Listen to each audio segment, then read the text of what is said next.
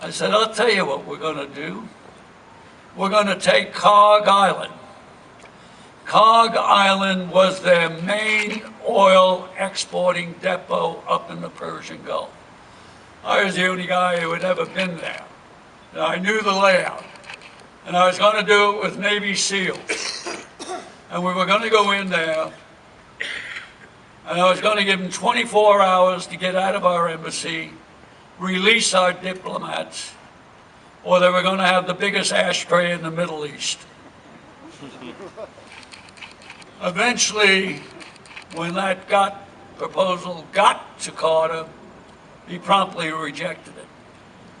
Had we gone ahead, we could have cut off Islamic fundamentalism at the knees.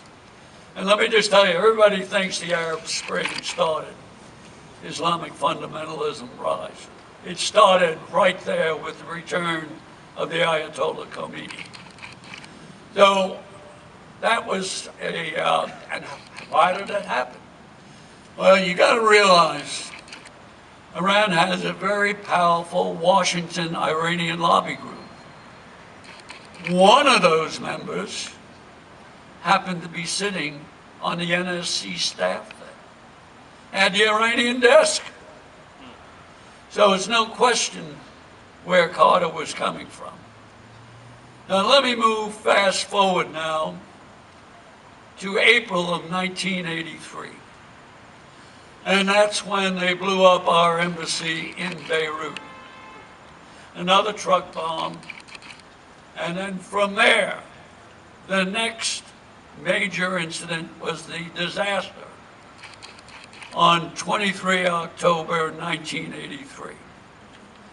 And as I mentioned earlier, it never had to happen.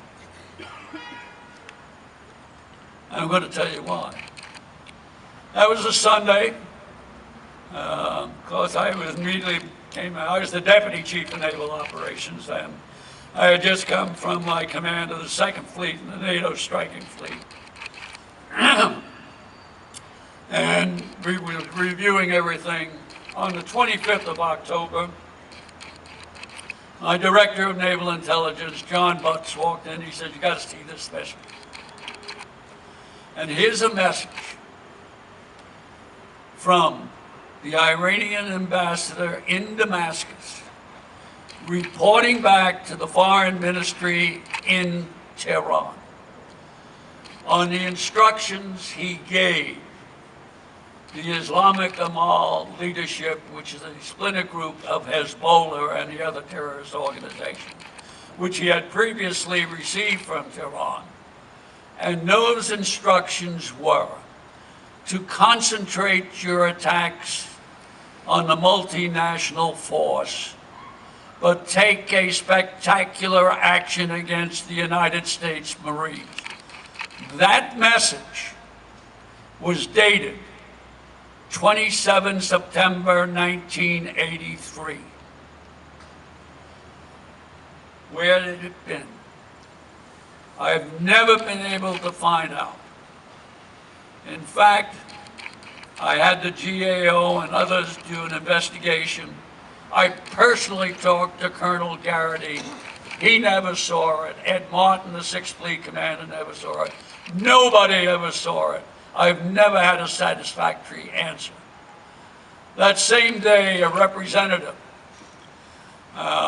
from Casey, the director of CIA, came to my office in the Pentagon and said, "Casey wants to see you out at Langley." I let Jim Watkins, who is the Chief of Naval Operation, and John Lehman, who was the Secretary of the Navy, know that I've been sent for out at Langley. And when I got there, he said to me, and he had known what I'd done against the Soviets and all of that. He said, "Look, if we find out who did it, will you make up the plans to take them out?" I said, "Of course." He says, "There's one stipulation." I said, "What's that?" He says, "Whatever we give you, you cannot share with the Joint Staff." You might say, why? The reason, he didn't want to read about it in the next edition of the Washington Post. I mean, it's like a sieve. I said, "Agreed." Casey then goes off on one of his famous 2-week trips. I'm working direct with the deputy director, John McMahon. John calls me up, he says, we located him. It's the Islamic Amal. They're holed up in the Sheikh Abdullah barracks above Baalbek. And so I said, great. I said, I'll make up the plans. And I said, by the way, John, since my rear end is hanging out about 150 yards, I got to have more proof than your words. I want people inside, I want photographs, I want everything, which we did get. There was no mistake. So I made up the plans. It's going to be a 4-plane A6 strike. I left it up to Jerry Tuttle, who was Rear Admiral Tuttle and the task group commander, to adjust it as necessary. We were going to be in and out in a matter of minutes. We were going to make the Sheikh Abdullah barracks look like a plowed cornfield in Kansas. Of course, we haven't told the Joint Staff. Nobody knows about this outside the Navy.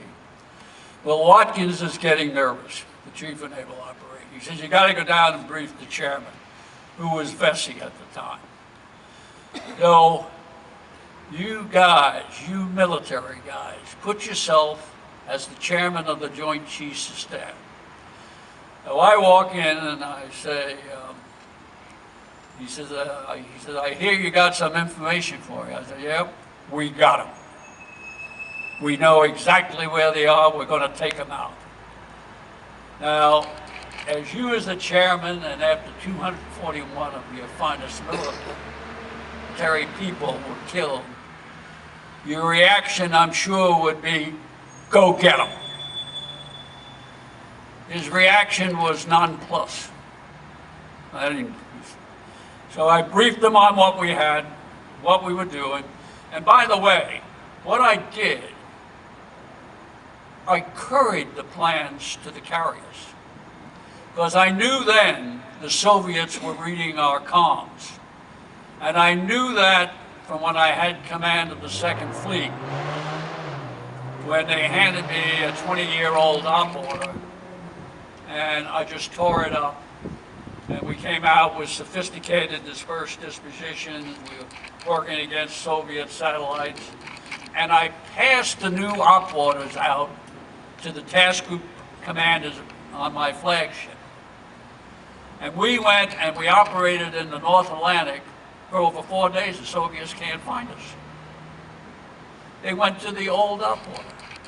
So I knew they were reading our comm, but I thought the leak was out of NATO. This is before our good friend, Lieutenant Commander John, whatever his name is, we found out was selling them our communication codes. So that's why I couried the plans to the carriers, and we kept it quiet for many, many weeks.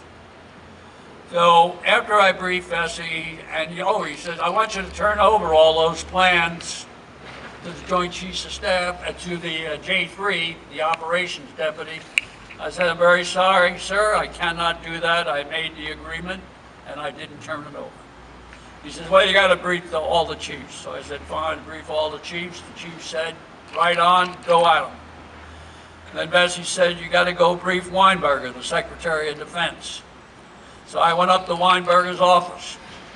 I briefed, and his attitude was also nonplussed. You know, you hear this, he was the great so-called hardliner. So I briefed him on everything. He didn't have any questions. And then comes the meeting with President Reagan.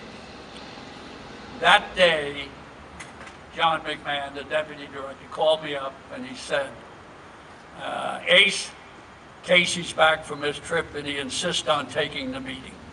I said, John, you can't let that happen. He's going to screw it up.